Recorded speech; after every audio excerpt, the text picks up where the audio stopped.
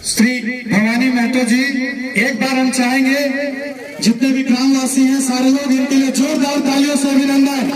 क्या बात है भाई। बाबू जितना भी बोले सब तो अगर आदमी माने तो बहुत भला होगा। अधिक खर्चा कर देते हैं, बगैर नदी में डरा देते हैं। अगर वो पैसे अगर माफ दे दे तो आदमी का राहत होगा। इस बात को हम लोग अपने सुन के सब आदमी को विचार अपने अपने घर में अपने मोहल्ला में सब समझा के विचार रखना चाहिए, तब बचत होगा। आज आपके गांव गोला प्रखंड के बरियातू गांव पहुंचे हैं। साथियों, आज आपके गांव जो हम आए हैं केवल दो सब्जेक्ट पर बात करेंगे, दो विषय पे, मृत्यु भोज और कफन। क्यों? क्योंकि आज जो गांव मृत्यु भोज के नाम पर जो जल रही है, डूब रही है, बर्बाद हो रही है, उसी के विषय पे यह जागरूकता अभियान है। और कफन, जो कफन के नाम पर हम बर्बादी की ओर जा रहे हैं, कफन की कालाबाजारी हो रही है, इस पर हम बात करेंगे। सब आप देख रहे होंगे कि किस तरह से किलकिलाती धूप है, उसके बावजूद भी हमारे संस्था के लोग इस कार्य पर जुड़े हैं। साथियों, अगर गांव को बचाने के लिए धूप में जलना क्या, अगर आग में भी चलना पड़े तो मुझे स्वीकार है। साथियों, क्योंकि जब गांव खुशहाल होगा तब हम एक जिला का खुशहाल कर सकते हैं। उसके लिए हमें एक एक गांव जाना पड़ेगा। आखिर ये मृत्यु भोज है क्या, ये समझाने आया है आपको।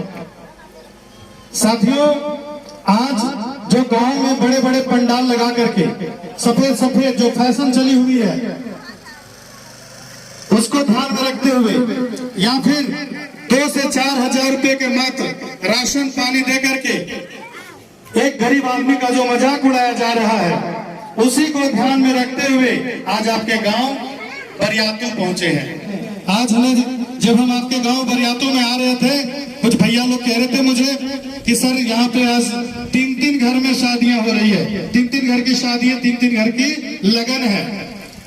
आप कल्पना करें कि आपने जो लगन शादी जो भी किया सब प्लान के तहत किया होगा। और भी काम, छठियारी हो, मुंडन हो, गृह प्रवेश हो, जो भी काम आप करते हैं ये सब प्लान के तहत करते हैं। लेकिन मौत एक ऐसी सच्ची हकीकत है, ये कड़वी सच्चाई है कि ये आकस्मिक है।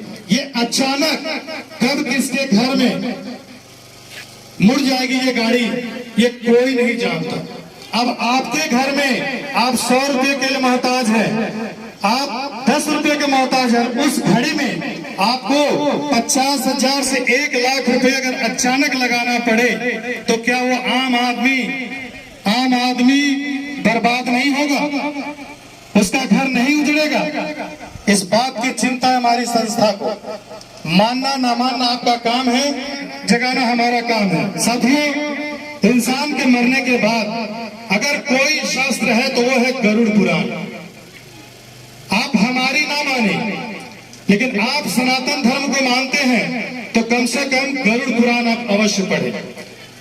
गरुड़ पुराण में 16 अध्याय है कुल, और 16 अध्याय में कहीं दूर दूर तक इसका जिक्र नहीं है कि आप के घर में अगर किसी इंसान की मृत्यु हो जाए तो आपको पूरे गांव को खिलाना है, आप मृत्यु भोज पूरे हर्षोल्लास से संपन्न कराना है।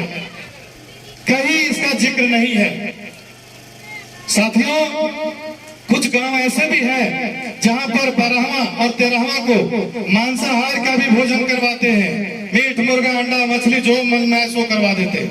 साथियों, बहुत दुख के साथ ये सूचित करना पड़ता है, मुझे ये बताना पड़ता है, हमारे गरुड़ पुराण में साफ साफ शब्दों में लिखा हुआ है कि अगर आपके घर में कोई आदमी डेथ करता है, मरता है, तो आप अपने घर में गरुड़ पुराण अवश्य करवाएं।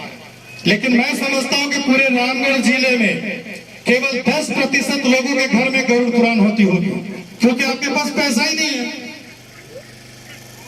साथियों, हम मृत्यु भोज को दिखावा देने के लिए, बढ़ावा करने के लिए हम 1 से 1.5 लाख रुपया खर्च कर देते हैं, लेकिन ब्राह्मण को हम 1000 रुपया अधिक नहीं देते हैं कि हमें वो गरुड़ पुराण पढ़कर हमें सुनाए। साथियों, अगर आपके घर में गरुड़ पुराण की चर्चा हुई होती तब आपको इसका ज्ञान हुआ होता कि हमें इंसान के मरने के बाद क्या करना है और क्या नहीं करना है।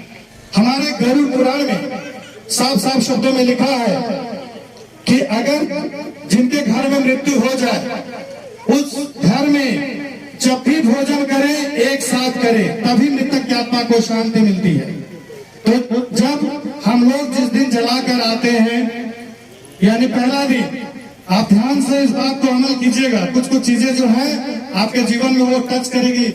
जब पहला दिन रहता है, हम लोग एक साथ भोजन करते हैं, 15, 20, 30 जो भी लोग रहते हैं, गोतिया जो भी है। पहला दिन 3 रहता है, उस दिन भी हम लोग साथ में भोजन करते हैं। 7 रहता है, उस दिन भी हम लोग साथ में भोजन करते हैं।